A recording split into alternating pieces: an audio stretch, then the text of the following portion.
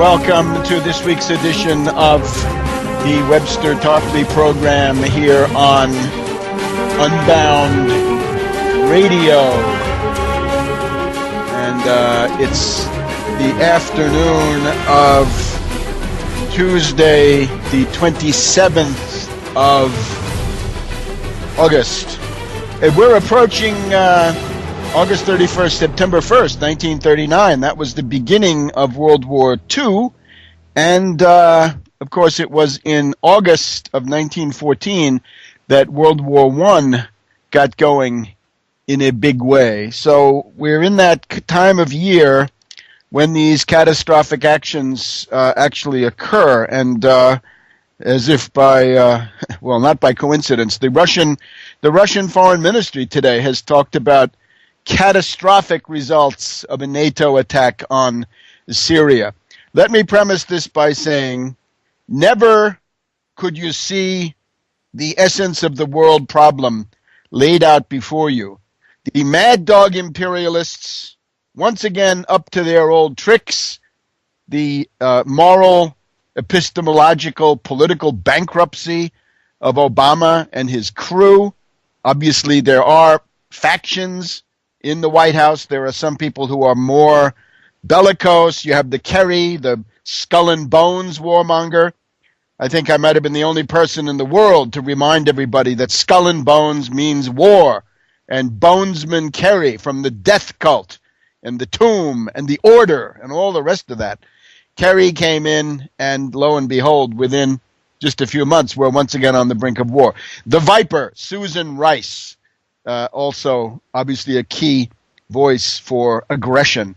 These people need to be impeached.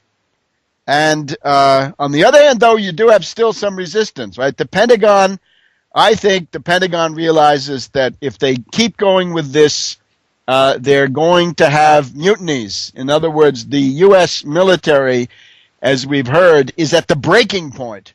And if any land combat emerges, and even prolonged air and sea combat, you're going to have political problems with the armed forces after a dozen years of useless, insane, futile, suicidal foreign wars. Dempsey and somebody, I think, Valerie Jarrett. This might be the time for Valerie Jarrett to get on the World Historical Scoreboard and tell Obama, this will be the end of you, Obama. You go and do this, you will be impeached. You will be gone. I can imagine people telling Obama, oh, you're in trouble now, but let's have a nice little war, a splendid little war, and you'll get the rally round effect. The people will begin to like you again, and you can use it to beat the Republicans. You can say, how can you shut down the government, and how can you cut off funding when our forces are in action against the iniquitous Assad in the Middle East? You can see how that would work, except it won't work that way in the medium to longer run. In the medium to longer run, the Republicans will turn on him and impeach him, and they'll impeach him for the obvious thing, supporting Al-Qaeda, entering into Syria, intervening in Syria in support of the Al-Qaeda terrorist rebels. So that's the one side.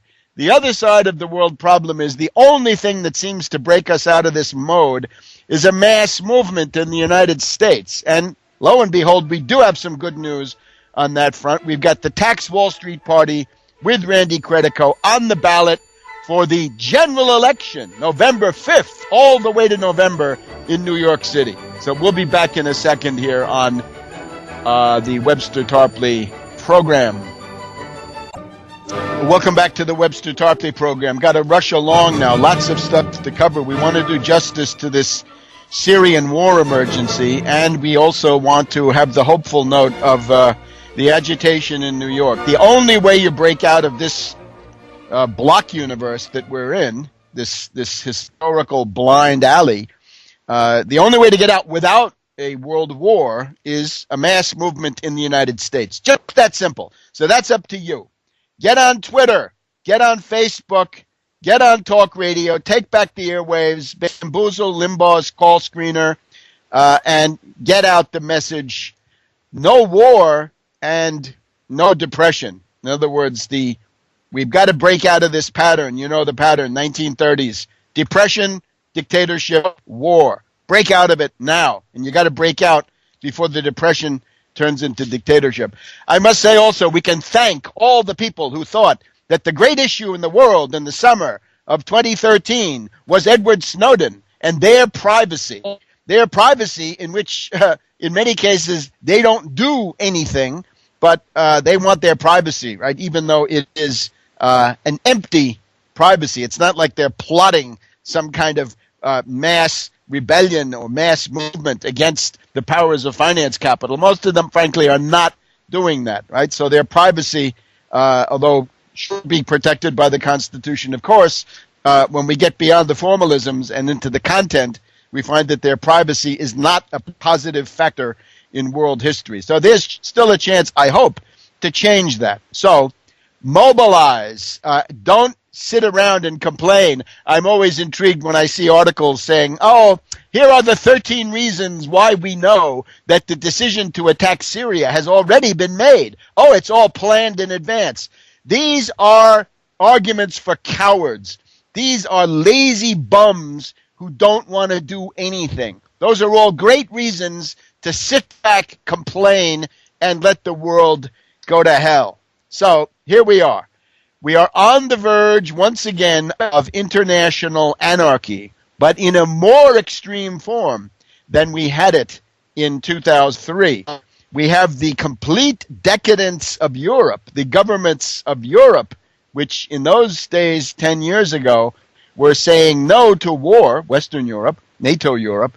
They are now either saying yes or they're willing to go along, as in the case of Germany. Russia, we must celebrate and thank Putin, Lavrov, Rogozin, and the rest of the Russian leadership. They are a pillar of sanity. They are asserting the peaceful coexistence and war avoidance in the current situation. Now let's just go through some of the most relevant points. I refer you back to some of my other recent broadcasts. The White House on this past weekend started to try to figure out ways to do a unilateral attack or an attack by a coalition of the willing without going through the UN Security Council. And of course, this coalition of the willing, it's not a coalition of the willing, it's a coalition of the duped, the fanatics, the bribed, and the blackmailed, but they're trying to do it. And they come up with the Kosovo model. The Kosovo bombing, really the bombing of Serbia in March of 1999, that can be a great model for how to do this and make it sound legal, because it was illegal, right? Under what we have as international law, if you don't go to the Security Council, it's illegal. In my view, it may be illegal even if you do go to the Security Council. But if you don't go to the Security Council, it's illegal for sure. The Kosovo model, they said, the Kosovo model. Here's why the Kosovo model does not apply. In the year 1999, the president of Russia was a feckless drunk. It was Yeltsin, a Russian puppet, a buffoon, a drunk. Now you have the most formidable and the most capable statesman in the world. Putin is your adversary, and he plays his cards quite well. So you can forget about that advantage. In the case of Serbia, it turned out that their obsolete air defense systems were useless, that the country was defenseless against air attack. In the case of Syria, that does not seem to be the case. Obviously, we'll find out soon, but up to now, it looks like the S-300 in some version is deployed. That will be quite formidable.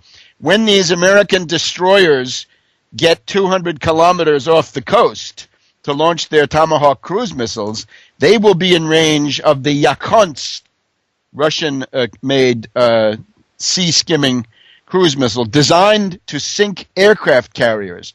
Now, if we had a cage match between a ship armed with the Tomahawk and a ship armed with the Yakontsk, I would bet on the Yakontsk because it's much more recent, it's much more formidable, it's much bigger.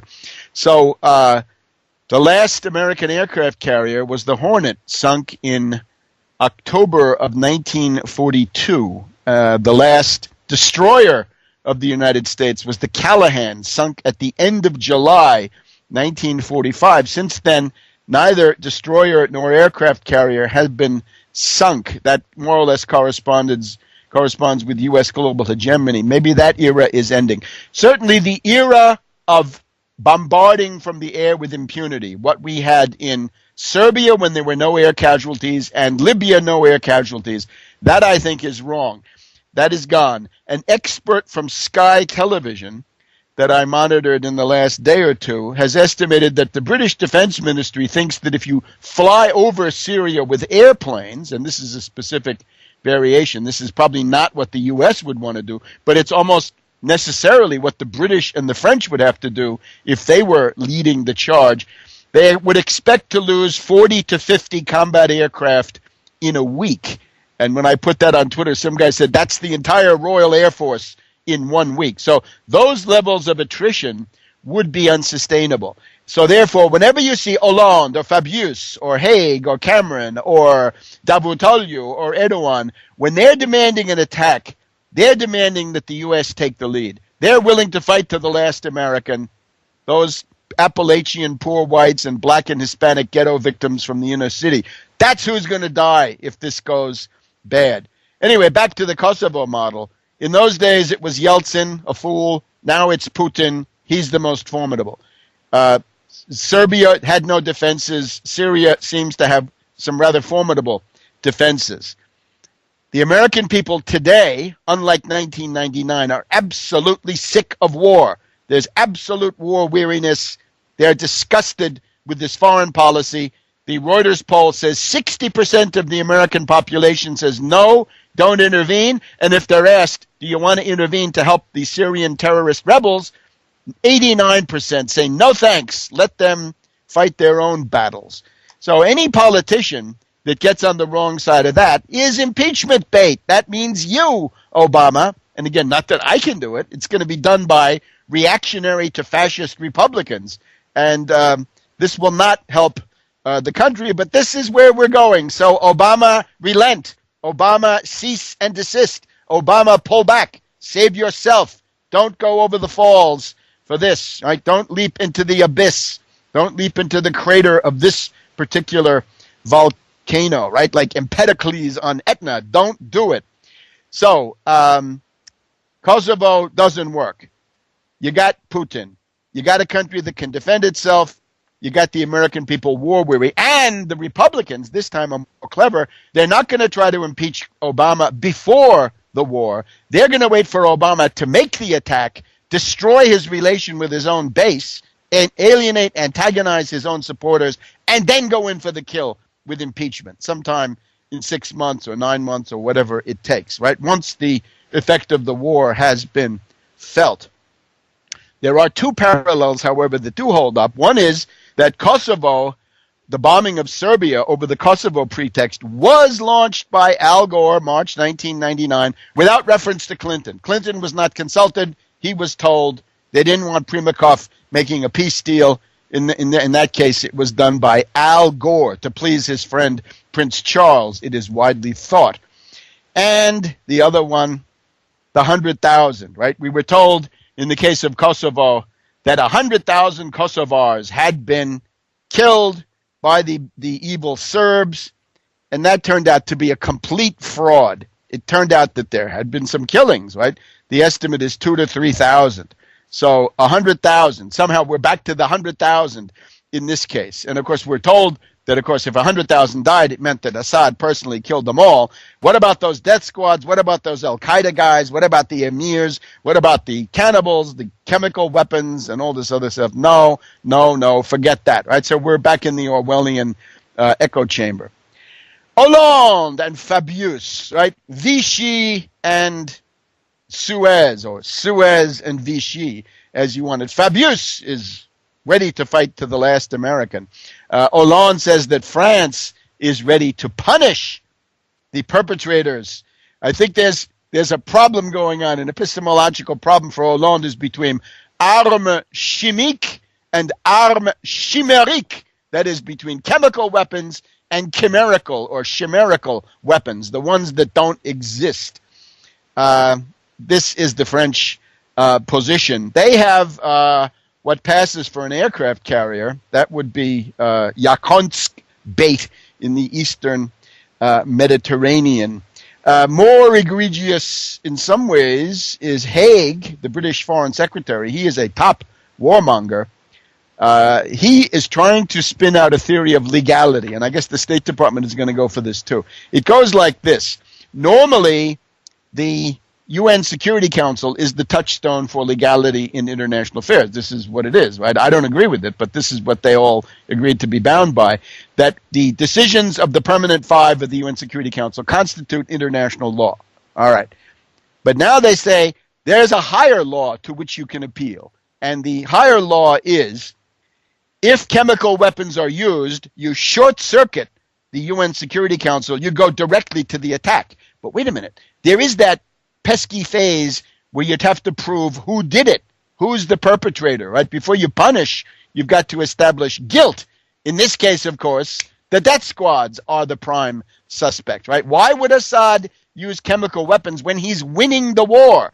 He's cleaning up, he's mopping up, and then once the UN inspectors get to Damascus, he's supposedly so dumb and so such a bungler that he decides to use the chemical weapons. Anyway, chemical weapons, they say, is the argument from Hague and the State Department, will short-circuit the UN Security Council. You can avoid them. And responsibility to protect. This takes us back to those awful UN resolutions, right? The fruits, I would add, of the Medvedev era. In the summer of 2011, spring-summer, we had the Libya resolution, and we also had the Ivory Coast resolution. That was another important one.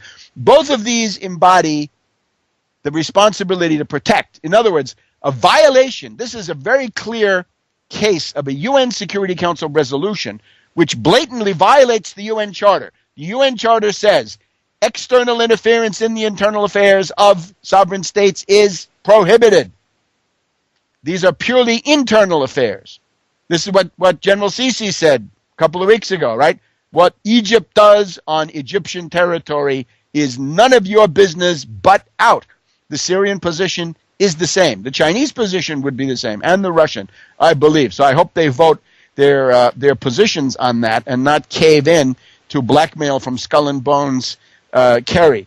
But it's those resolutions. So we're told now that there's international law, but then there's a collection of precedents, and this is now international customary law. Bad idea, right? In other words, that can, the precedents can be all kinds of garbage. The main problem is that the resolutions from 2011, Libya and Ivory Coast, are in blatant violation of the Charter. And this is where the UN system breaks down. You would need a kind of Supreme Court with real power in the UN system to be able to strike down UN Security Council resolutions that violate the Charter, as they do in this case. So that is part of the situation. We'll be back in just a minute on the Webster Tarpley program, Unbound Radio. Welcome back to the Webster Tarpley program here on Unbound Radio. It's the afternoon of Tuesday, the 27th of August. Now we're looking at the growing threat of international anarchy. It's Tuesday. We're being told leaks through NBC News. The bombing begins on Thursday, we're told. May not be optimum time in terms of the phases of the moon, right? These cowards like to attack in the night at the time of the new moon, right? They're the opposite of vampires. They're a different breed of vampire. But that's what it is. Now, before we leave, dear friends, Cameron and Hague. Cameron is also spouting this thing that it's going to be legal because we're fighting chemical weapons and we're fighting to protect civilians, right? Our responsibility to protect. Again, the problem is you can't execute the perpetrator unless you've had the trial, and this they are unwilling to do. After all this brouhaha, all the whining and demanding of UN inspectors, the UN inspectors get there, and then Susan Rice, the Viper, this past weekend, she's obviously the senior administration official who says there's no doubt Syria did it, the government did it, and it's too late for the inspectors. So why even have the inspectors? By the way, this is like Hitler. This is like Hitler in the various meetings going up to Munich, right? The Berchtesgaden, Godesberg, and Munich, right? There's a series of meetings, and the first meeting, Hitler says, here's what I want, and Chamberlain says, I'll try to give it to you. By the second meeting, Hitler says, that's not enough anymore, right? 2 days have gone by, or whatever it is, a week has gone by, but that's not enough anymore. Now I've escalated my demand. So that's right. She's reading from the Hitler book of diplomacy. So that's what you've got. Now, the Russian position. Again, it deserves, I think, everybody's support and appreciation. We have the spokesman of the Russian Foreign Ministry, Lukashevich, telling NATO and the West, reminding them of the 2003 weapons of mass destruction fiasco in Iraq and warning them against making a tragic mistake. Tragic mistake by bombing Syria now. We've got Lavrov. He points out in the press conference in Moscow yesterday, there is no proof against Assad. There's no proof of any kind. And he warns NATO that if you start this bombing, you will be committing a grave violation of international law. You will be on a dangerous path and a very slippery slope, bombing Syria without the approval of the UN Security Council. Today we have Rogozin. This is the former Russian representative to NATO. He's been in the trenches. He says, the Western powers in the Islamic world act like a monkey with a hand grenade. Good. The chief monkey, Kerry, Bonesman Kerry, of Skull and Bones, to make it quite obvious, he had this explosive speech yesterday, this interesting combination of bombast and cowardice, typical Skull and Bones. He goes through this thing that the attack on the chemical attack is morally obscene. This was the fashionable language of the Vietnam era when Kerry obviously got his formation. So it's obscene, morally obscene. And however, there was no action. The headline for this briefing by Kerry at the State Department on Monday afternoon was supposedly that he was going to announce the attack, and he didn't. So that was interesting, and he seemed to be trying to compensate with the bombast for what he was not able to offer with the concrete weapons. Moallem, the Syrian foreign minister, specifically denies that the Syrian government used these chemical weapons and promises that there will be the defense of Syria with all its available means. If Obama pushes forward with this, the word from the Republicans before too long will be, you see, he's a Muslim, he's defending Al-Qaeda, he's got to be impeached. We'll have a few words about the military aspects maybe just before the end of the show. Back in a minute.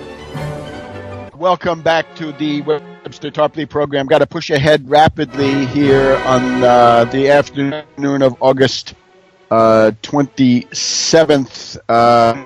The point being that we've just gone through much at least of the Syrian situation. We're on the brink of international anarchy. We're on the brink of a general war. Ironically, compared to Iraq 10 years ago, this time the geopolitical implications are far greater, given the immediate involvement of Russia and Iran, with China somewhat in the background. But there, compared to Iraq, you did not have this 10 years ago, but now you do. And the mobilization to stop the war is less. Now, therefore, the mass movement, this is what we're here to help provide. There is a candidate who's running for office who has a strong anti-war position. It is Randy Credico. And the good news, to balance all of this horror that we've just been going through, is that Credico is now certified on the final general election ballot in New York City, November 5th, 2013. He's in the Democratic primary, of course, for September 10th, but thanks to the tremendous sacrifice of many people, including the listeners to this program, who have generously come forward with contributions and volunteering, we will have Credico on the ballot all the way to November, no matter what happens in the Democratic primary. So you've got a vehicle to have a candidate who's going to say no to this war and really mean it. So to get the full lowdown on that, let's go to our friend Daniela Walls, who has been doing so much Webster. with the campaign. How you doing? You were just talking about Syria. Randy texted me a message a few seconds ago. He said, communicate this to Webster on Syria. Can I read it? Please do. He said, if the U.S. continues its policy of genocide with its horrific vehicles of murder by drones and by bombs on innocent civilians, it is now laying the groundwork to justify more of it in Syria. ... Don't buy this. Kerry is playing the same BS card that Colin Powell did to justify the genocide in Iraq. Don't buy it. I challenge all my mayoral opponents to denounce Obama and his fellow war criminals. That's what he just texted. Great. Excellent. So he's with us on this one. That's very good. No, and that's an important focus because that gives you, I don't think you're going to have anybody, you're not going to have Terry McAuliffe in Virginia saying any such thing. But so there we go. So there's a fighting candidate. Even though it's a local mayoral race, there's so much attention on this race that he's planning on bringing it up in the debates. Nothing in New York is local. New York is the capital of the world. The UN is there. Nothing local. But tell us all about it now. We've got to hear the good news. Well, it's first, official. Right? It's official. You set it up. I heard you. But it's official. The Tax Wall Street Party is officially on the ballot in New York City.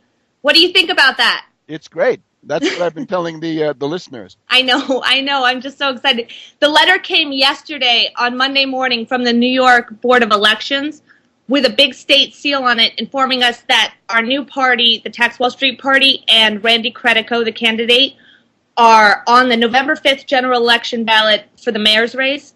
So on November 5th, voters in New York will have the choice between a Democratic candidate for mayor, a Republican candidate, and they will have another independent option to vote for Randy Credico on the Tax Wall Street Party ticket. Fantastic. And what this means, of course, is that you now have another reason to vote for Credico. If you want to protest this war insanity, if you're in New York, come out and vote for Credico on the 10th of September and on the 5th of November as an anti-war vote. He's the only candidate who's telling you no war with Syria. Right? Yes, so far. He's also an anti-war vote, absolutely. And I would say that for many reasons, there's never been a better time to go with an independent choice. Not just in New York City, but if you are in New York City, you're not just relegated to protesting Wall Street. You can now vote to tax Wall Street and for the thorough program that comes along with that can revolutionize the city for all New Yorkers. Not just the rich New Yorkers, as has been the MO under this Bloomberg administration. And the Democrats this time around won't be any better than Bloomberg, with Quinn, Bloomberg's protege, and de Blasio, the left wing of the Wall Street financial oligarchy. All these Democrats have been chosen to ensure that nothing changes. Randy's, like you said, is also on the Democratic primary, so you have a chance to vote for him there on September 10th, and then on November 5th in the general election. So you can vote for him twice, and it's legal. And it's legal. Yeah. So, yeah, if you want political change, this is the biggest bang for your buck, as you've been saying. This vote for Randy and the Tax Wall Street Party program and Randy Credico's program. We are expecting the Tax Wall Street Party to do much better in November than the spurious polls the Marist and Quinnipiac are saying that we're going to do. Because I'm already getting hundreds of personal emails from people saying that they're getting out on November 5th and September 10th, if only to cast a protest vote for Randy. People are already coming forward and saying that. I've got hundreds of emails of people saying they can't wait to get out and vote. So I'm just here to urge everybody not to go with voter fatigue or voter apathy or simply say that you're not voting, to go with this protest vote for Randy and to stop being disillusioned with the system, and as you say, Webster, endlessly complaining, because this is the time for activism and changing the system. You can pull this lever, like you said, and it's legal. And if we could, and also, like, if we can get on this ballot in New York City for one of the most visible elections in recent history, this is a huge election with the eyes of the world on it. And we did this with only a few $1,000s and committed volunteers. This can be done anywhere. Right. There's no excuse. Right. The proof is that we just did this.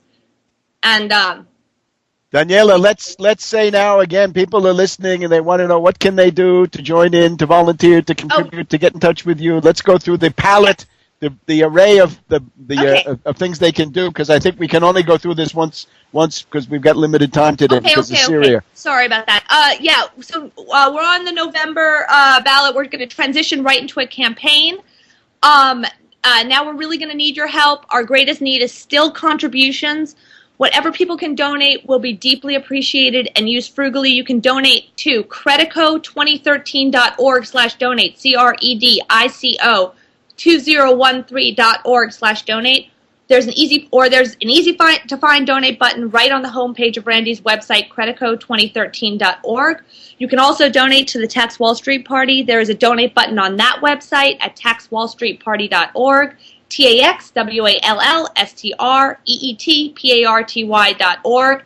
And then lastly, we're going to need a lot of creative grassroots actions to get noticed now with the help of volunteers, because the mainstream corporate media is going to work overtime to shut us out. They do not like what has happened here at all. I'm going to keep a current list of what the campaign needs. I'm not going to go through it right now, but it's going to be on the website at taxwallstreetparty.org. And if you can fill any of these needs, please contact me at taxwallstreetparty@gmail.com.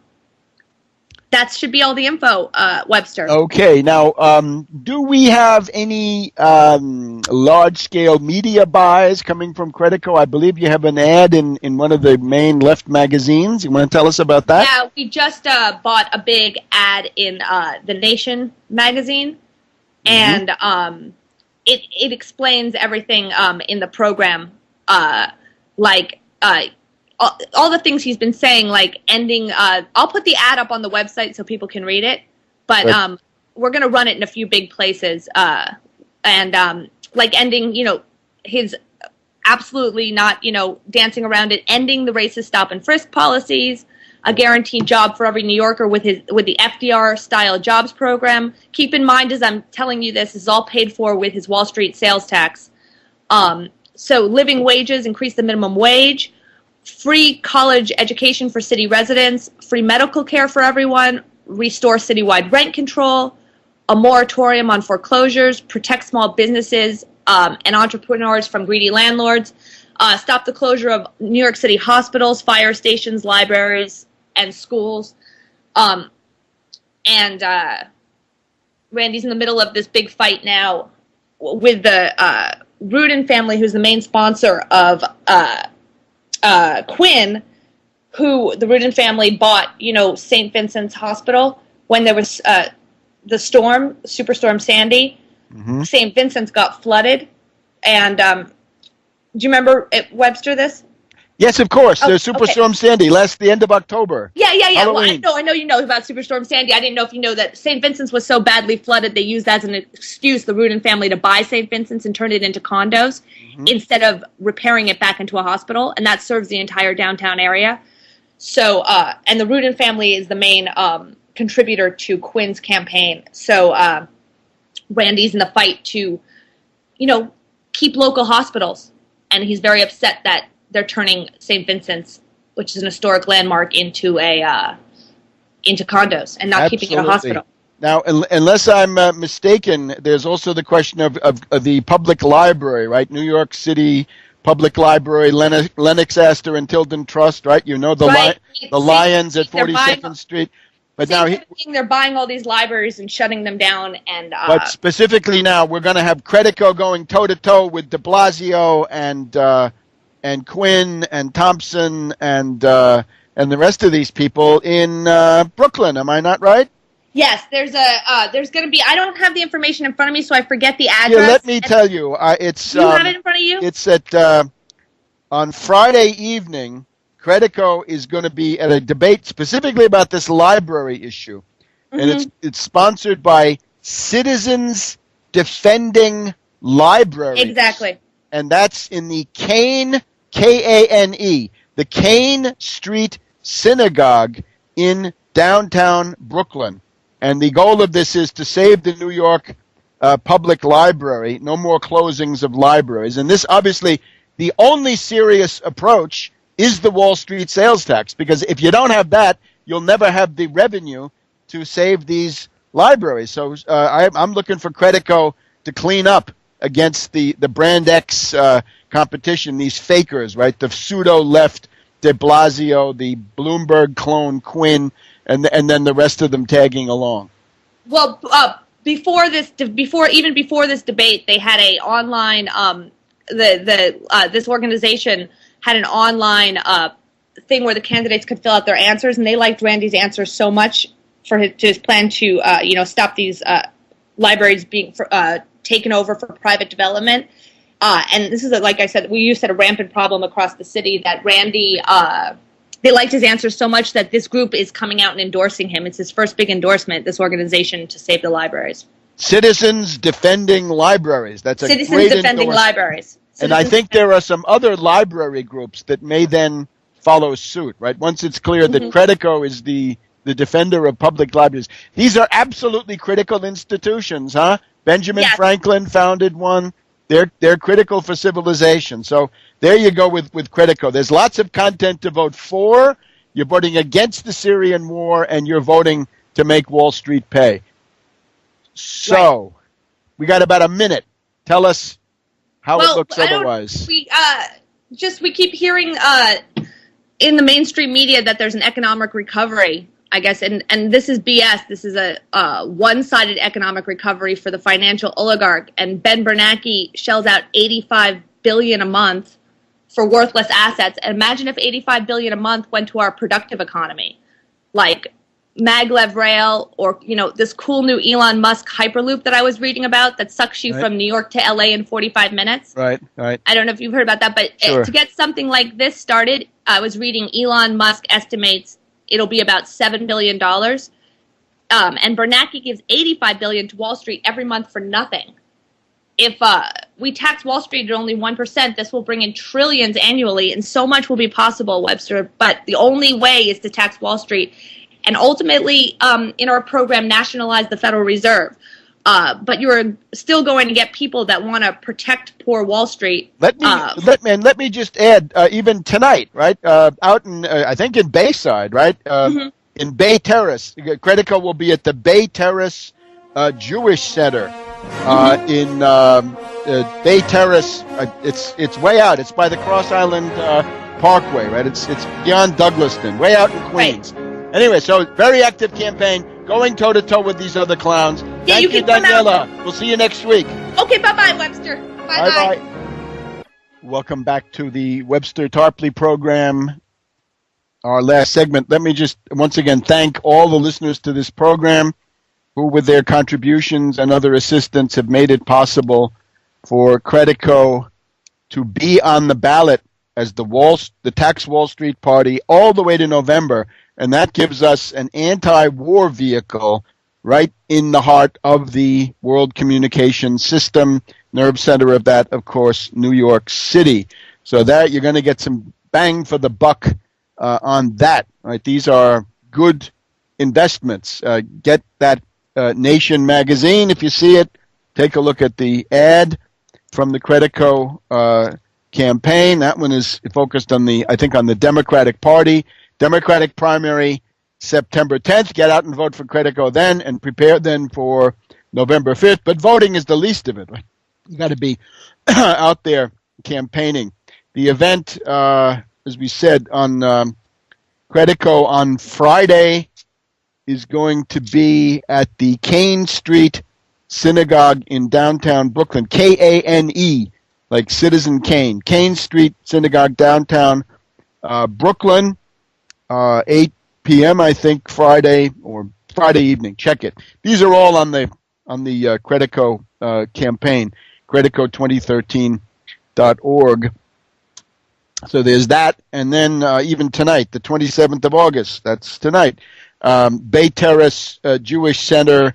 It's very close to the Cross Island Parkway. It's way out, right? It's near the city line in northwest Queens. So these are occasions where Credico goes up against Wiener, Quinn, de Blasio, and so forth. We've also got interesting stories about de Blasio. De Blasio has made a big deal out of his plan to provide 20,000 affordable housing units per year. He says 200,000 over 10 years. It's really not very much. But there is some question about whether that's a cover story for gentrification and slum clearance, in the sense of breaking up these neighborhoods and gentrifying them and bringing in housing which is not affordable, but which is rather unaffordable, targeted for rich parasites and predators. So you'll see all of that coming up from the Credico campaign. Now, back to the question of Syria. Credico, if you can do anything for Credico, that's obviously going to help the cause of peace and the resistance to this international anarchy. I recommend, once again, get busy. Twitter is there for anybody, right? There's no excuse not to be on Twitter. If you don't know what to tweet, get yourself a Twitter account, go to my Twitter and retweet what I put up, right? And eventually you'll be doing your own, which will also be quite good. Find interesting things on Twitter. Here's one I found. Zbigniew Brzezinski. Gold is where you find it. Zbigniew Brzezinski. He says, the geopolitical content of Kosovo in 1999 and Syria now are vastly different. We must not rush into a bellicose, foolhardy response a la 2003, as we did in 2003. Okay. Geopolitical content are different. I proposed the 4 differences and the 2 similarities, that both are based on a coup in the White House and both based on lies. But Brzezinski is also right. The geopolitics are different. In those days, Russia was very weak. It's not so weak anymore. Leadership much better. We must not rush into a bellicose, foolhardy response as we did in 2003. Good. All the neocons, of course, are warmongering, but Elliot Cohen, the neocon's neocon, he says, this surgical stuff. Don't talk to me about surgical strikes. We need a big war. Lots of civilians killed, says Elliot Cohen. Hit the Air Force, hit the airports, hit the air defense. That'll mean lots of civilian casualties. Who cares, says Elliot Cohen. His eyes obviously fixed on the Israeli needs. Bolton, another neocon, has an interesting variation. Bolton says anything Obama does will be worse than doing nothing.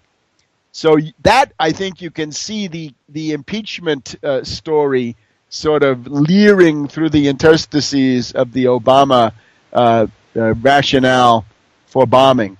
And we have to warn Obama formally now. An attack will mean, Obama, that you antagonize what remains of your base. You will cut yourself off from your supporters. This will open the door to impeachment. And the Republicans know this. This is one of the reasons they're interested in conning you into this. It will also trigger a process leading to a regional war in the Middle East. If the Israelis bomb Russian military shipments, that gets you a big escalation. They will be using, if it comes to bombing, there's a Royal Air Force base on Akrotiri, Cyprus. If that gets hit by Scuds from Syria, or indeed Yakonsk from Syria, that's going to be a big deal. So stay tuned, and we'll see you soon. Tarpley.net, Webster G. Tarpley, Twitter.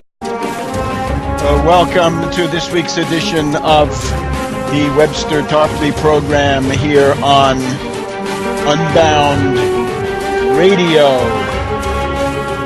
And it's the afternoon of Tuesday, the 27th of August, We're approaching August 31st, September 1st, 1939. That was the beginning of World War II. And, of course, it was in August of 1914 that World War I got going in a big way. So we're in that time of year when these catastrophic actions actually occur. And as if by, well, not by coincidence, the Russian Foreign Ministry today has talked about catastrophic results of a NATO attack on Syria. Let me premise this by saying, never could you see the essence of the world problem laid out before you. The mad dog imperialists, once again up to their old trick. The other side of the world problem is the only thing that seems to break us out of this mode is a mass movement in the United States. And lo and behold, we do have some good news on that front. We've got the Tax Wall Street Party with Randy Credico on the ballot for the general election, November 5th, all the way to November in New York City. So we'll be back in a second here on the Webster Tarpley program. Welcome back to the Webster Tarpley program. Got to rush along now. Lots of stuff to cover. We want to do justice to this Syrian war emergency, and we also want to have the hopeful note of the agitation in New York. The only way you break out of this block universe that we're in, this historical blind alley, the only way to get out without a world war is a mass movement in the United States. Just that simple. So that's up to you. Get on Twitter, get on Facebook, get on talk radio, take back the airwaves, bamboozle Limbaugh's call screener, and get out the message, no war and no depression. In other words, we've got to fix the moral, epistemological, political bankruptcy of Obama and his crew. Obviously, there are factions in the White House. There are some people who are more bellicose. You have the Kerry, the skull and bones warmonger. I think I might have been the only person in the world to remind everybody that skull and bones means war. And Bonesman Kerry from the death cult and the tomb and the order and all the rest of that. Kerry came in, and lo and behold, within just a few months, we're once again on the brink of war. The Viper, Susan Rice, also obviously a key voice for aggression. These people need to be impeached. And on the other hand, though, you do have still some resistance, right? The Pentagon, I think the Pentagon realizes that if they keep going with this, they're going to have mutinies. In other words, the U.S. military, as we've heard, is at the breaking point. And if any land combat emerges, and even prolonged air and sea combat, you're going to have political problems with the armed forces after a dozen years of useless, insane, futile, suicidal foreign wars. Dempsey and somebody, I think, Valerie Jarrett. This might be the time for Valerie Jarrett to get on the World Historical Scoreboard and tell Obama, this will be the end of you, Obama. You go and do this, you will be impeached. You will be gone.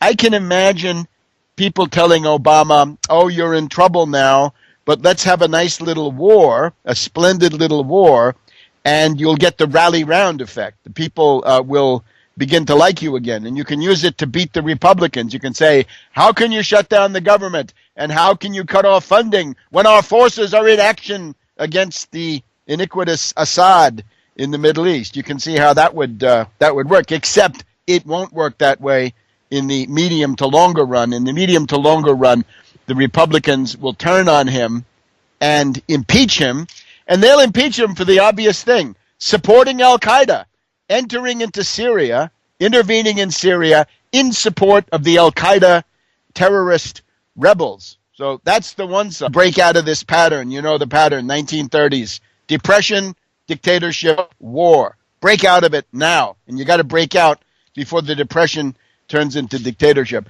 I must say also, we can thank all the people who thought that the great issue in the world in the summer of 2013 was Edward Snowden and their privacy in which in many cases, they don't do anything, but they want their privacy, right? Even though it is an empty privacy. It's not like they're plotting some kind of mass rebellion or mass movement against the powers of finance capital. Most of them, frankly, are not doing that, right? So their privacy, although should be protected by the Constitution, of course, when we get beyond the formalisms and into the content, we find that their privacy is not a positive factor in world history. So there's still a chance, I hope, to change that. So mobilize. Don't sit around and complain. I'm always intrigued when I see articles saying, oh, here are the 13 reasons why we know that the decision to attack Syria has already been made. Oh, it's all planned in advance.